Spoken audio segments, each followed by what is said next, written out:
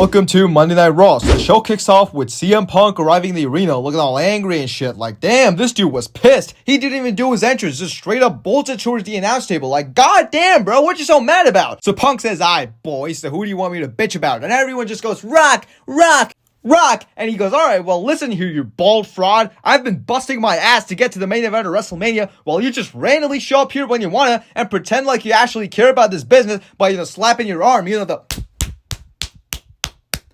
chills. And he says, I've never been desperate enough to carry a fake championship. Alright, I'm good. And he also says, and I've never been desperate enough to sell my soul, which brings me to you, Cena. And he basically calls John Cena a fraud, because for someone that preaches never give up, he gave up on himself. He gave up on the people. He gave up on the kids. And next he says, Seth Rollins, you got all my attention now. And before he can really say anything about Seth Rollins, we see Seth freaking Rollins himself. And those two just start butt raping each other for like 5 whole minutes. Like, literally the next 5 minutes of the show is just CM Punk and Seth Rollins killing each other, and I loved every single second of it. Wow, this was a great opener for Monday Night Raw. Probably the best we've had in like fucking months. This promo from CM Punk was really good as well, and thank fucking God we didn't get the usual "is it good to be alive on a Monday Night Raw," that bullshit. Instead, we actually got the real CM Punk. Like, damn, dude, this was just...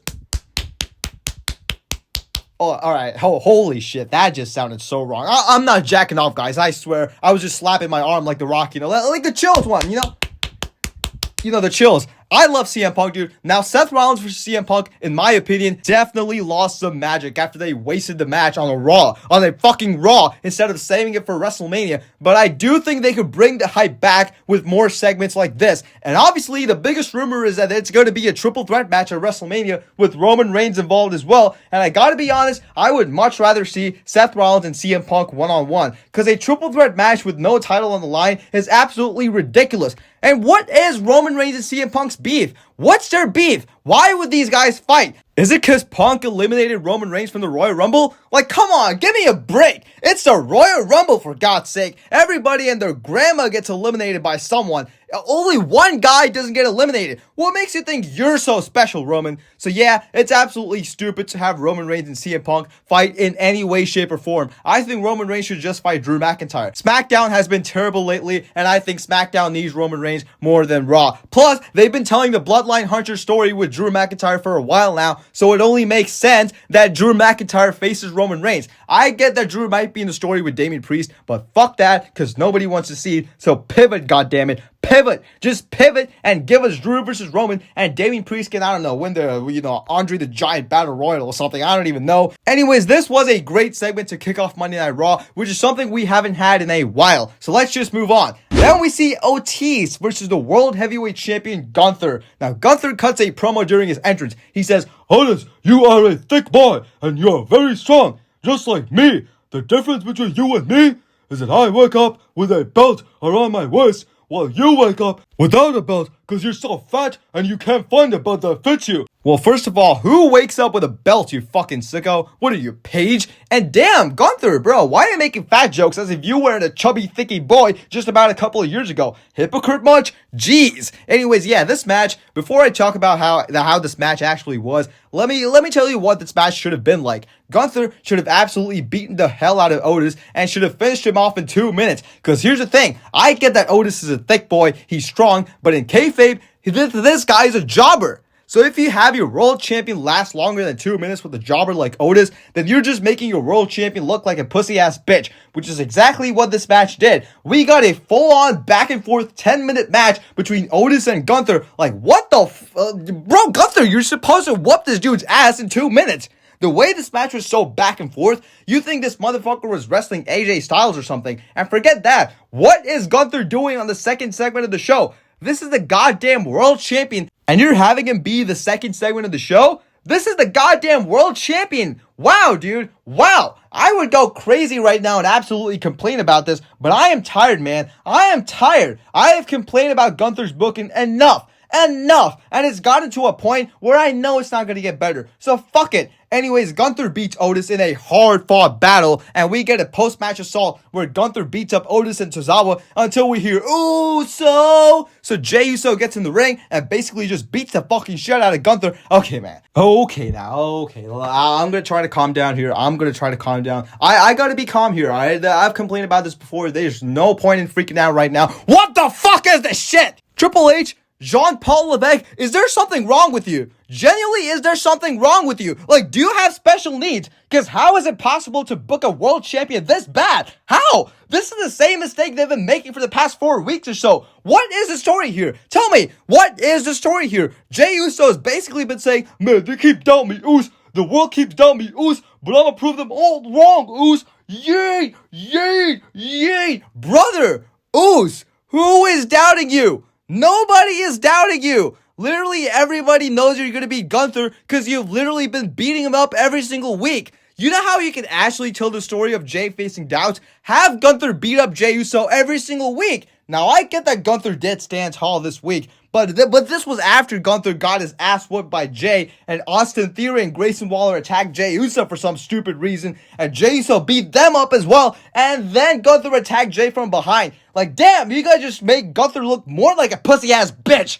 Triple H is actually a retard, bro. I'm tired. I'm sick and tired of calling out WWE for this, because I've been saying this almost every single week, and I'm tired of it, man. I am tired. So you know what? I'm done. I have officially lost all hope for Gunther's title reign. Gunther is absolutely cooked. So let's just move on. Anyways, then we see AJ Styles backstage where he's getting interviewed about John Cena's heel turn, and he just says, well, I did not expect that. And then we see Kieran Cross, who says, speaking of not expecting things, and he just gropes AJ Styles from the back, full on Predator style. Alright, so let's talk about Kieran Cross here. Every single time someone turns heel, he just goes, haha, what did I tell you guys? What did I tell you? Like, no, shut the fuck up. Shut up, dude. For once in your goddamn life, shut up. This had nothing to do with you, goddammit. Anyways, yeah, I have no idea what this segment achieved. So they just like AJ Styles and Kieran Cross just talk for a while. And AJ Styles just says, well, I should probably call out Logan Paul next week. Alright, now I'm trying way too hard to sound southern here. I sound like a fucking slave owner. Anyways, yeah, that was it. So this means we're going to be getting AJ Styles and Logan Paul next week on Raw. This is good because I think this is the perfect WrestleMania match. I don't get why people are complaining. This is literally the perfect WrestleMania match. Like, come on. AJ Styles versus Logan Paul can be great. Anyways, then we got Lyra Valkyria versus Ivy Nile for the Intercontinental Championship. And I'm not gonna lie, dude, last week or, the week before, we got Ivy Nile versus Dakota Kai, and that kind of convinced me that Ivy Nile is a shitty wrestler. But I'm not gonna lie, this match was pretty good. It was pretty good. I mean, I wouldn't say it was a great match or whatever. Yeah, it was decent. It was a decent match, and Ivy Nile had a pretty good showing. So yeah, respect, I will agree. I will openly admit that I was wrong. So yeah, there we go. And in a decent match, Lyra Valkyria beats Ivy Nile to retain her title. So yeah, this was good because we're giving our mid-card champions more defenses. So overall, this was a decent TV match, so I don't really have that many complaints. Let's just move on. Then we see Seth Rollins interviewed backstage, and he spots CM Punk, and these two motherfuckers start butt raping each other again. Wow, I love this, dude. I fucking love this. Anyways, then we see Adam Pearce and Seth Rollins, after the fight broke out and everything. And Adam Pearce makes it official. CM Punk versus Seth Rollins next week in a steel cage match. Fuck yes, dude. Fuck yeah. You know what? This time I'm not slapping my arm, This time I'm not doing the Rock Chills thing. I'm actually jacking off. CM Punk versus Seth Rollins next week in a steel cage match. This is going to be awesome. My only request is keep Roman Reigns the fuck away from this, man. Keep Roman Reigns away from this. We don't want to see a triple threat match. We don't want to see a triple threat match, for God's sake. Because really, it would not be a triple threat match. It would be a handicap match. Because really, the only beef here is Seth Rollins. It's Seth Rollins and Roman Reigns, and Seth Rollins and CM Punk. Those are the only beefs here. Roman Reigns and CM Punk have no beef. So making this a triple threat would make no sense whatsoever. So just keep it one-on-one. Build CM Punk versus Seth Rollins up until WrestleMania in a, in a great stipulation or something. Like an I Quit or something, I don't know. But just keep Roman Reigns away from it. Anyways, then we see Ludwig Kaiser. Ladies and gentlemen, I demand all your gratitude for Ludwig Kaiser. Wait a fucking minute. Is Ludwig Kaiser cheating on Gunther? Are those two even a thing now? Are they a thing anymore? Anyways, yeah, whatever, fuck it. Ludwig Kaiser just cuts a basic promo that nobody gives a single fuck about. And then we see Penta, who just attacks Ludwig Kaiser. And that's pretty much it. Wow, you know what? I'm glad they're giving the mid-carders like promo time and shit like that. But they really gotta give them better stuff, you know? Because really this promo is just a bunch of nothing. Ludwig Kaiser cut a basic promo that no one gives a fuck about. And then we got a brawl that no one gives a shit about. Again,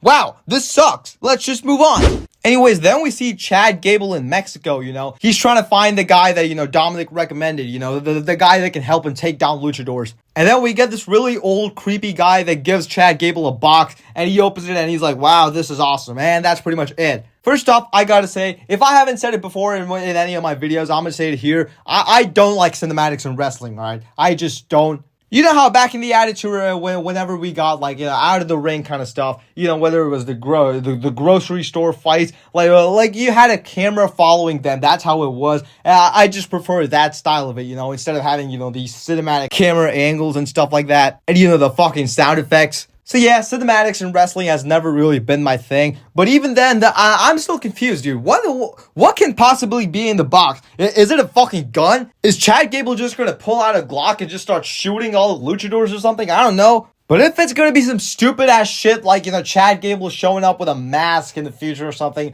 fuck that, alright? Just fuck that. I don't want to see that shit. No goofy shit, alright? No goofy shit. Anyways, then we saw the Creed brothers versus the Viking Raiders. Wow, I got both teams wrong. Wow. Okay, then we got the American Made versus the War Raiders for the World Tag Team Championships. Now, I did not care about this match one bit, alright? I did not care about this match, and you can't blame me, because the War Raiders have been having a trash title reign. It sucks. It just sucks. None of their title defenses are interesting. But this was still a very good match. I think both teams are really good in the ring. So yeah, this was a really good match. But then again, I really feel like the American Made should have won this match because we desperately need something new in the tag division. We needed a big moment, you know, and that could have been the American Made winning the titles. But no, the War Raiders just won and retained their titles. So yeah, this is just another defense in their boring ass title reign. So anyways, let's just move on. Anyways, then we see Finn Balor calling out, what's his name, man? Well, what's his fucking name? Yeah, Braun Breaker.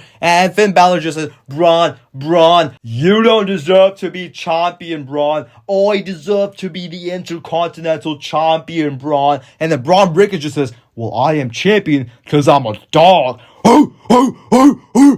What the fuck is this guy's gimmick, bro? What is this guy's gimmick? Is he a heel? Is he a face? Because really, I thought he was a heel, and then, you know, he lost to Jey Uso, and then he turned face for a second, and then he turned heel again, and then he beat Jey Uso, and now he's facing Finn Balor, who's clearly a heel. So is he a face now? What the fuck? So anyways, then Finn Balor tells Braun Breaker that the only thing he has in common with a dog is that he has a tiny dick, and Braun Breaker gets really pissed, so he just runs towards the ring, and we get this brawl, but then Carlito stops it, but you know, Braun Breaker beats up Carlito as well, and Dominic tries to stop it, but Braun Breaker beats up Dominic as well, and then we just get this little brawl between Braun Breaker and Finn Balor, where basically Dominic Mysterio saves Finn Balor, and Braun Breaker just destroys Carlito. That was it. That was it. Wow, dude. The IC title division is in shambles right now. Absolute shambles. Wow. Just wow.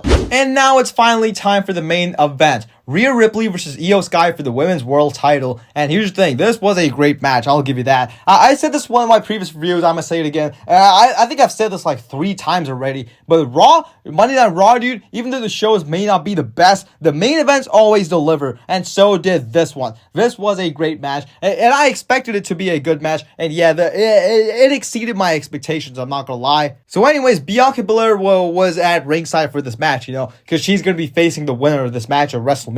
And Rhea Ripley kind of got distracted by her because they were like beefing and stuff like that. And Io Sky took advantage and won the match. Wow, this was awesome. I'm not gonna lie. We needed this. We actually needed this. We're on Mania season. We needed a big title change to like shake things up and stir some excitement. And I'm glad we got this, dude. I haven't mentioned this in one of my videos, dude. Here's the thing. I would actually have Io Sky beat Rhea Ripley for the title on the Raw after Elimination Chamber because this is Mania season, dude. We gotta do some crazy shit that gets the people talking. Wow, so that means Triple H watches my videos. damn it, dude. God damn it, Triple H. How the fuck do you watch my videos and still book Gunther like shit? You fucking suck. Anyways, yeah, I'm happy that Io Sky won the Women's World title. I think there's going to be a triple threat at WrestleMania, which I think is a good idea. Because here's the thing, Rhea Ripley and Bianca Belair, I feel like that's a match that you need a longer build-up for. So maybe next year.